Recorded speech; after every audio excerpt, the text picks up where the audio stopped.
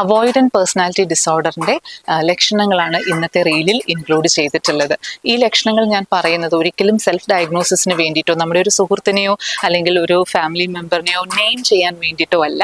Diagnosis should be made by a professional. ഒരിക്കലും നമ്മൾ സ്വയം ഡയഗ്നോസ് ചെയ്യാനായിട്ട് പാടില്ല. പക്ഷെ ഇനി പറയാൻ പോകുന്ന ലക്ഷണങ്ങൾ ഉണ്ട് എന്നുണ്ടെങ്കിൽ നമുക്ക് ഈ ഒരു വ്യക്തിത്വ വൈകല്യം ഉണ്ടോ എന്നുള്ള ഒരു സംശയം നമുക്കുണ്ടാവുകയും അതിന് വേണ്ടിയിട്ട് ഒരു പ്രൊഫഷണലിനെ കാണാനായിട്ട് ശ്രമിക്കുകയും ചെയ്യുക.